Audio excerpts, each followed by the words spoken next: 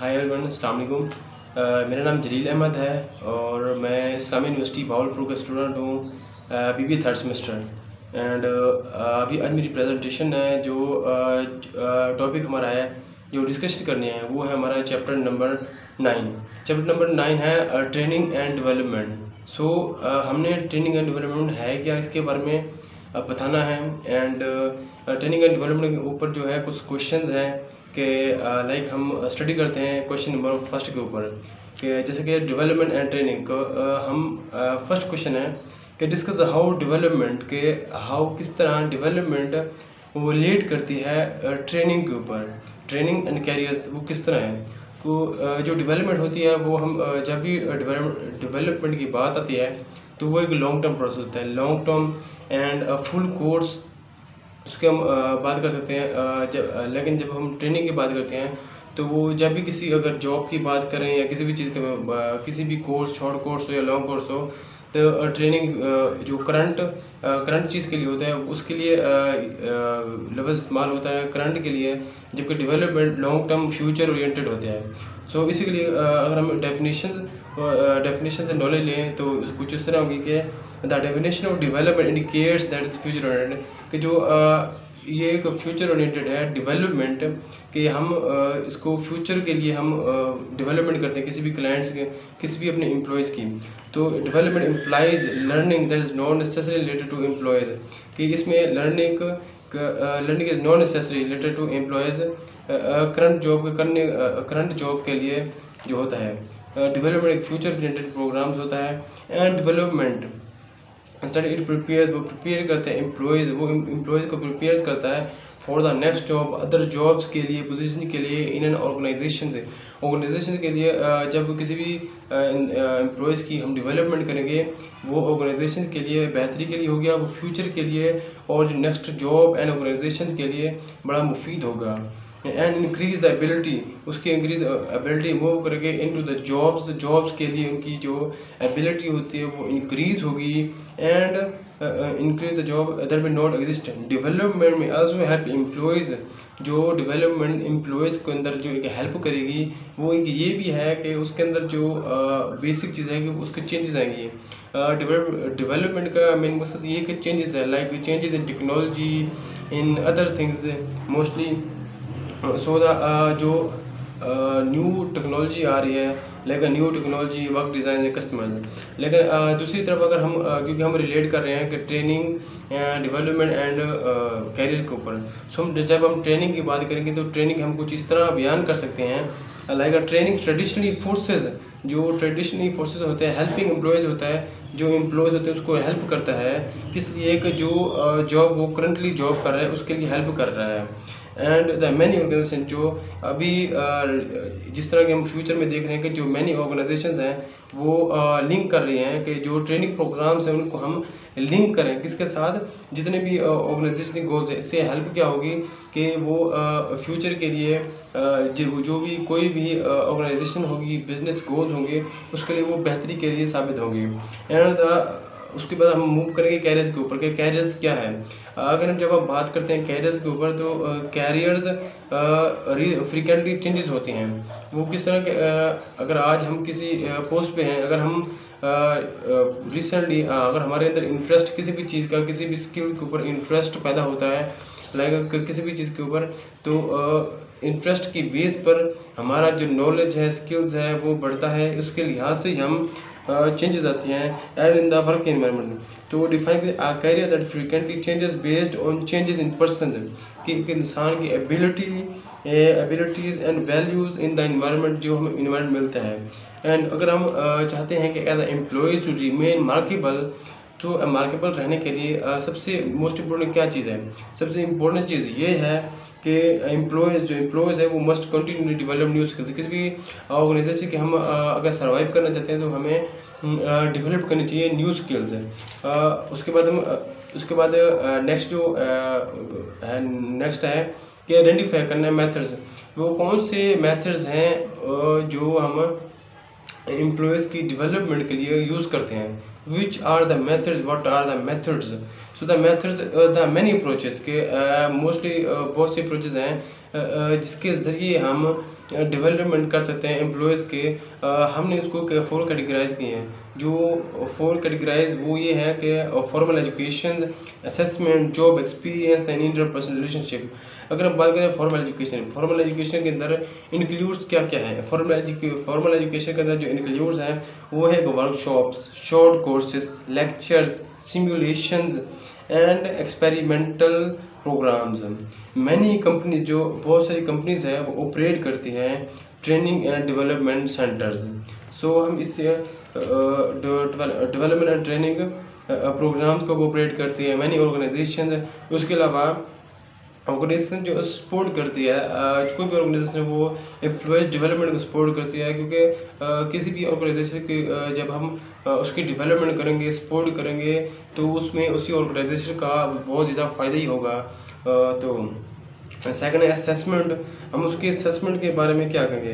Assessment होती क्या है। असेसमेंट होता है कि हम किसी भी चीज़ की लाइक एम्प्लॉयज़ हमने इंफॉर्मेशन जो है कलेक्ट की है एम्प्लॉयज़ की, और उसके बाद हमने एक इफ़ेक्टिव फीडबैक देना है एम्प्लॉयज़ के लिए, एम्प्लॉयज़ को फीडबैक देना है। सो collecting information and providing feedback to employees about their behavior and communication skills. So move on next. The describe, हमने डिस्क्राइब करना है कि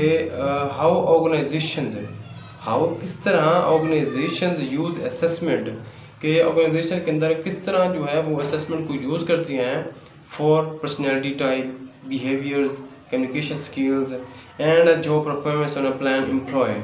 सो उसके अंदर हम पढ़ेंगे कि another way to provide the employ development is assessment, कि जो एक अनदर वे है जो हम प्रोवाइड करते हैं एम्प्लॉय को, वो एक असेसमेंट है। और असेसमेंट के अंदर क्या है असेसमेंट, जो क्योंकि हमने पहले बताया कि असेसमेंट एक प्रोवाइडिंग इंफॉर्मेशन है, कलेक्टिंग इंफॉर्मेशन है, इंफॉर्मेशन हम कलेक्ट करते हैं एम्प्लॉय से और हम वो फीडबैक देते हैं, प्रोवाइड इफेक्टिव फीडबैक। उससे फ़ायदा ये होता है कि जब हम किसी भी एम्प्लॉयज़ को फीडबैक देंगे, इफेक्टिव फीडबैक, से उससे उसको हेल्प मिलेगी। लाइक कुछ नहीं, अगर वो कोई भी गलती कर रहा है, कोई भी इशू है उसे, तो उससे वो उस फीडबैक से जो हम देंगे उससे वो काफ़ी हेल्प होगी और वो नेक्स्ट टाइम काफ़ी अच्छा काम करेगा।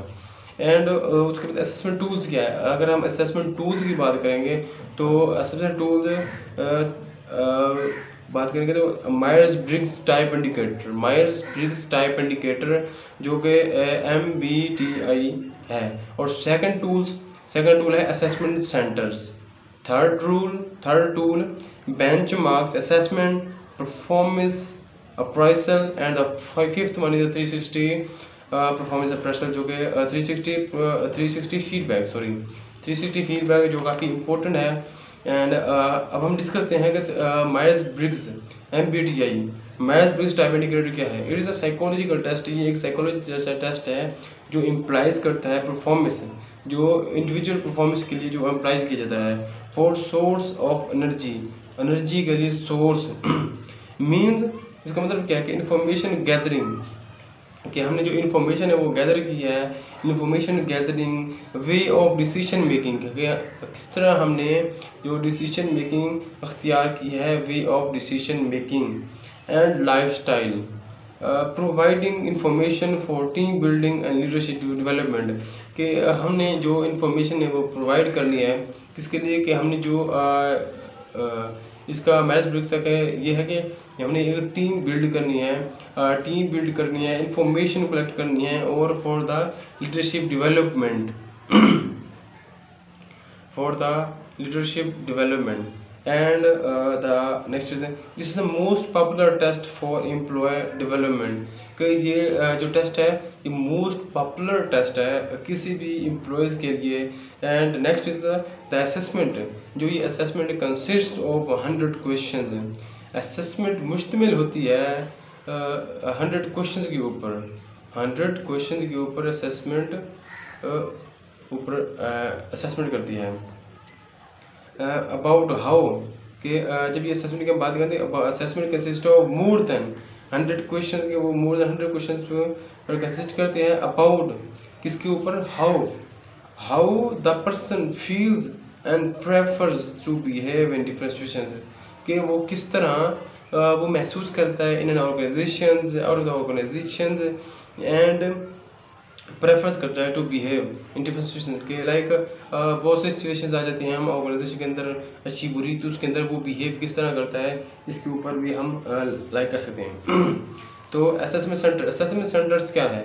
Assessment centre an assessment process in which multiple raters and evaluates, इनके जो मुख्तलिफ किस्म के रेटर्स एंड इवेल्युएटर्स हैं, वो असेसर्स हैं, वो इवेल्युएट करते हैं एम्प्लॉयज़ परफॉर्मेंस। वो एम्प्लॉयज़ परफॉर्मेंस की जो भी एम्प्लॉय परफॉर्म कर रहा है उसकी जो परफॉर्मेंस है उसकी वो इवेल्युएट कर रहे हैं। And the benchmark, what are the benchmark? So benchmark tool है जो to that gathers ratings of managers, जो टूल है जो गैदरिंग करता है रेटिंग्स ऑफ मैनेजर्स, कोई भी मैनेजर्स जो काम कर रहे हैं, हालांकि वो अच्छा काम कर रहे हैं या किस तरह एफिशिएंसी क्या है, उनकी जो रेटिंग है वो गैदर करते हैं। तो यूज़ ऑफ स्किल्स, के स्किल को यूज कर associated with success in managing, तो वो मैनेजिंग के लिए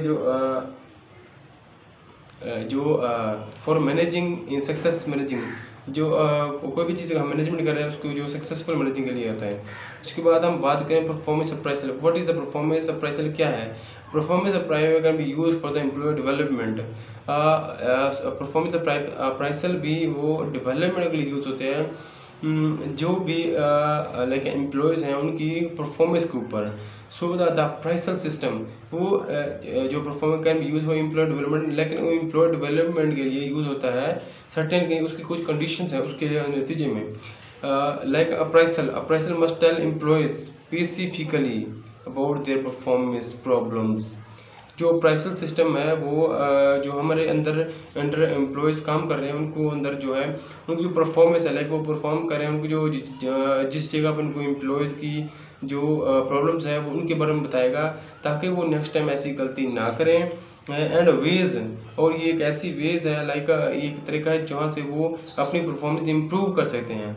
and the fifth one, the last one is the 360 degree appraisal. What is 360 degree appraisal? 360 degree appraisal can be use for the development purpose.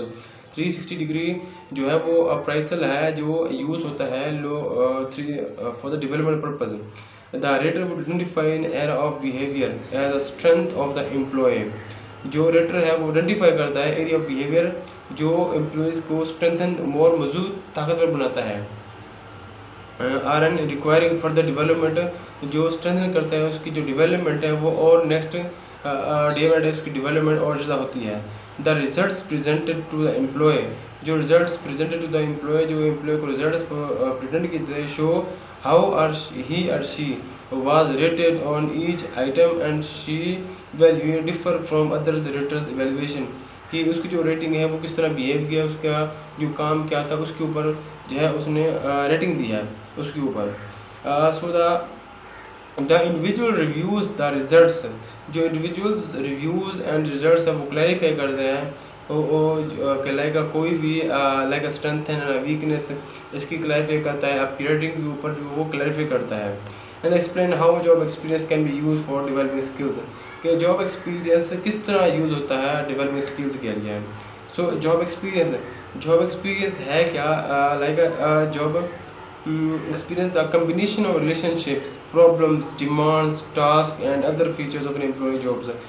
जब पर हम काम करते हैं जो एम्प्लॉय जॉब्स होती हैं उनकी जो फीचर्स हैं लाइक कम्बिनेशन है वो किसी एक चीज़ के बारे में हम नहीं कह सकते कि कोई भी इंसान अगर किसी जगह काफ़ी अर्से से काम कर रहे हैं तो उसके अंदर वो बहुत से चीज़ों से गुजरा है like in relationships with other clients, employees, customers, problems and most employee development occur through job experience. तो जॉब एक्सपीरियंस की बदौलत ही एम्प्लॉयज़ की ट्रेनिंग होती है। And the next one is कि हम job experience are used, job experience क्योंकि एम्प्लॉय डेवलपमेंट की जॉब एक्सपीरियंस यूज होती है तो हम जॉब उसके अंदर हम ये भी पढ़ सकते हैं कि जॉब इनलार्जमेंट है क्या? जॉब इनलार्जमेंट ये है कि is adding additional activities within the same level of executive role. Like अगर कोई मैनेजर्स लाइक कि एक मैनेजर है या कोई एम्प्लॉय है उससे अगर वो किसी एक काम को कर करके थक गया है तो हम ऐसा क्या करेंगे, उसको जॉब इनलार्जमेंट का काम दे देंगे कि उसी लेवल पर वो मुख्तलिफ़ किस्म के काम करना शुरू कर देगा। जॉब रोटेशन के उसको वो मोटिवेट करना है कि अगर कोई इंसान एक ही काम करके, ज़ाहिर सी बात है इंसान है थक जाता है एक ही काम करके, तो हम उसका जॉब रोटेशन करेंगे, उसकी जॉब जो एक जहाँ एक जगह काम उसका ट्रांसफ़र कर देंगे और जॉब रोटेट कर देंगे, लाइक एक जगह से दूसरी जगह, एक काम से दूसरा काम।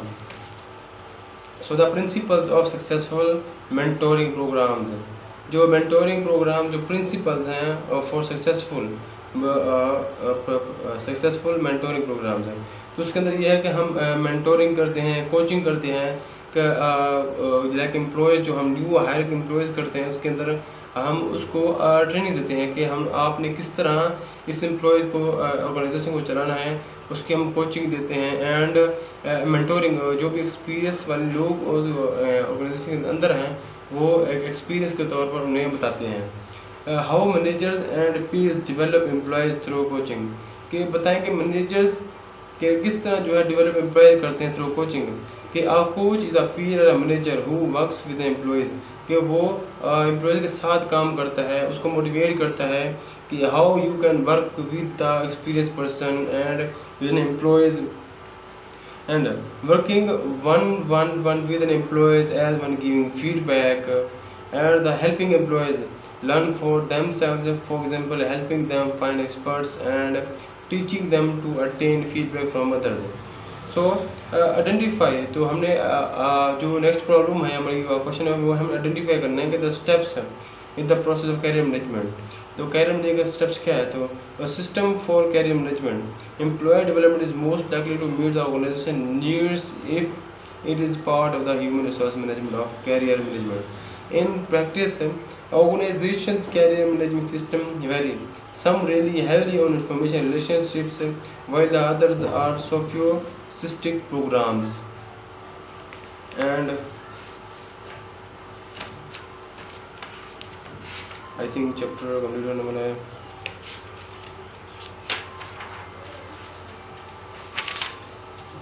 So जो लास्ट वन है वो है डिस्कस, कि हमने डिस्कस करना है कि how organizations are meeting the challenges of the glass ceiling session planning and explaining. So the development related challenges. A well-designed system for employee development can help organization face three wide separate challenges. The glass selling session is planning and dysfunction behavior of managers. What is the glass selling? Glass selling is circumstances resembling in invincible barriers that keep most women and minorities from attaining the top jobs in organizations. Session planning, the process of identifying and tracking high potential employees, कि वो identify करे, ऐसा process जो identify करे या trekking करे high potential employees को। और D functional managers, right functional manager who is otherwise competent, एक मैनेजर जो एक कॉम्पिटेंट है may engage in some behaviors that make him her ineffective or even toxic, stimulate ideas and drive away goodness, like incentive to others, inability to be a team player, arrogance and poor conflict skills. So this is our chapters and thank you to all of you, and I complete my lecture and thank you everyone.